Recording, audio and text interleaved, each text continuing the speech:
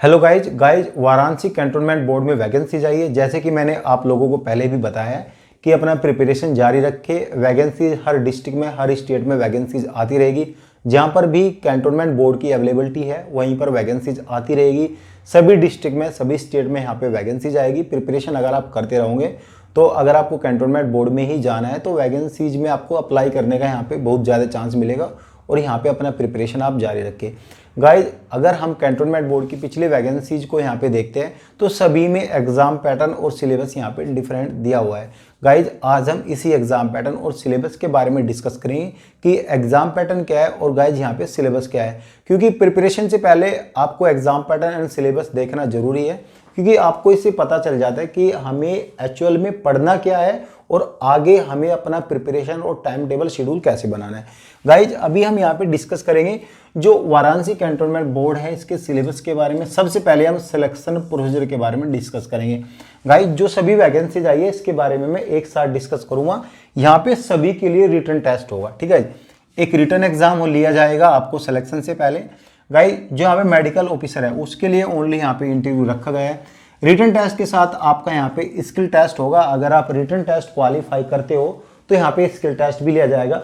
जो written test and skill test की ratio है वो 1:25 की रेशियो यहाँ पे रखी गई है। इसका मतलब जो एक वैकेंसीज है उसके लिए 25 कैंडिडेट क्वालिफाई किए जाएंगे, उनको फिर स्किल टेस्ट में भेजा जाएगा। स्किल टेस्ट में वहां पे 3 कैंडिडेट सेलेक्ट होंगे गाइस, जिसमें एक कैंडिडेट को एंट्री मिलेगी और 2 कैंडिडेट वेटिंग लिस्ट में रहेंगे। जो ये 2 कैंडिडेट है वो 6 मंथ की वेटिंग लिस्ट में रहेगा। अगर कोई कैंडिडेट 6 मंथ के अंदर किसी भी कैंटोनमेंट बोर्ड में छोड़ता है तो वहां पे उसको एडजस्ट किया जाएगा, ठीक है जी। ये पॉइंट यहाँ पे क्लियर हुआ।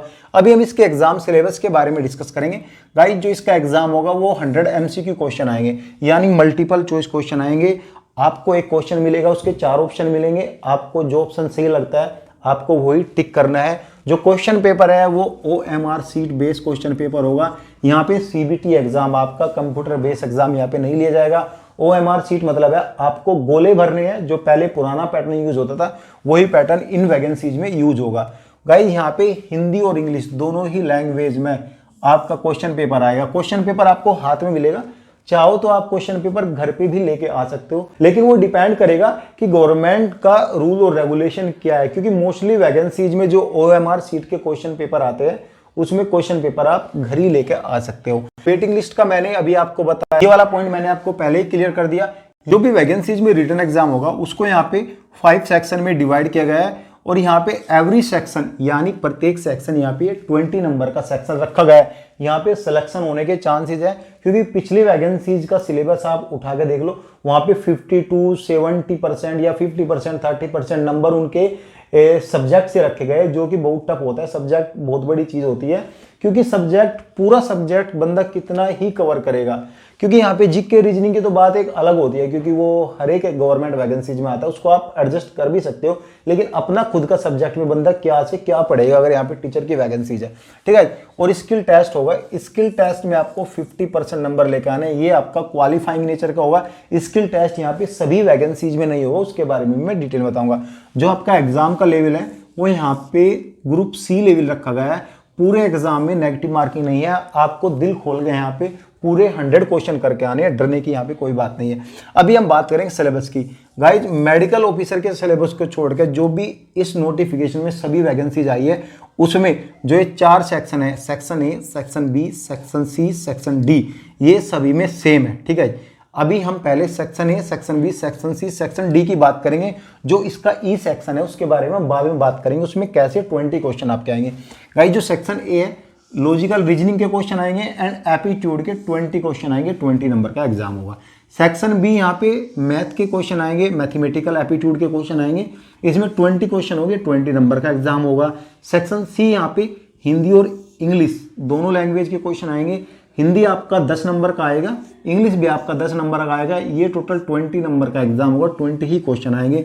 जनरल अवेयरनेस यहाँ पे 20 क्वेश्चन आएंगे, 20 नंबर का एग्जाम होगा। गाइस ये तो आपको सबको पता है कि क्वेश्चन कहाँ से आएंगे, कैसे आपको पढ़ना है, वो भी आपको पता है। अगर नहीं पता तो मैं आपको पर्सनली एक दूसरी वीडियो बना के समझा दूंगा कि आपको ये कैसे पढ़ना है, कैसे प्रिपरेशन करना है बिना कोचिंग के। अब यहाँ पे सेक्शन E की बात करेंगे, जो सबसे मेन सेक्शन है। यहाँ पे सभी वैकेंसी से अलग हटके ये सेक्शन दिया गया है और आपके लिए बेस्ट है अगर आप इन वैकेंसीज का फॉर्म भर रहे हो, क्योंकि ये यहाँ पे सिलेक्शन प्रोसीजर को ईजी कर देता है और सिलेक्शन होने के यहाँ पे चांसेस हो जाते हैं। हालांकि यहाँ पे वैकेंसीज कम है, फिर भी कोई इशू नहीं है, वैकेंसीज तो कम रहती है। अब यहाँ पे बात करेंगे जो सेक्शन ई है एज पर सब्जेक्टेड होगा, आपका जो क्वालिफिकेशन है उसके ऊपर होगा।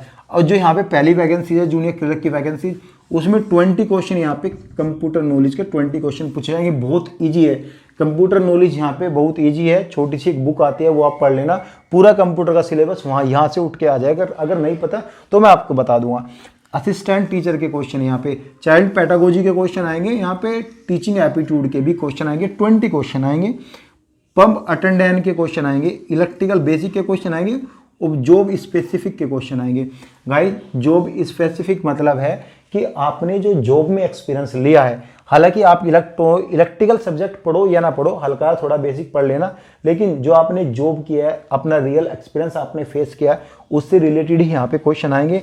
इलेक्ट्रिकल वैकेंसीज की बात करेंगे, इसके लिए सेम ही है यहाँ पे, जो आपने जॉब में काम किया है उसके रिलेटेड ही क्वेश्चन आएंगे। वार्ड बॉय की बात करेंगे, यहाँ पे वार्ड बॉय की जो जॉब टास्क होती है, यानी जो उसमें काम होता है, उससे रिलेटेड ही क्वेश्चन आएंगे, फालतू क्वेश्चन नहीं आएगा।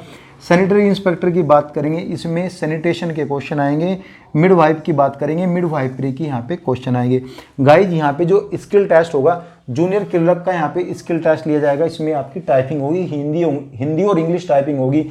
हिंदी में आपको 25 वर्ड पर मिनट आपको टाइपिंग करनी है और इंग्लिश में आपको 30 वर्ड पर मिनट आपको टाइपिंग करनी है। दोनों में से आप किसी एक को सेलेक्ट करके अपनी टाइपिंग कर सकते हैं।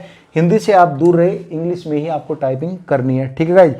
और गाइज जो यहाँ पे ये 2 वैकेंसीज है, वार्ड बॉय और मिडवाइफ की जो वैकेंसीज है, इसका जो सिलेक्शन होगा ओनली रिटन एग्जाम के भी यहाँ पे सिलेक्शन होगा।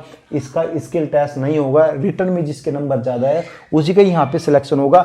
बाकी असिस्टेंट टीचर का यहाँ पे स्किल टेस्ट होगा, पंप अटेंडेंट का स्किल टेस्ट होगा, इलेक्ट्रिकल वाले का स्किल टेस्ट होगा, सैनिटरी इंस्पेक्टर का यहाँ पे स्किल टेस्ट लिया जाएगा।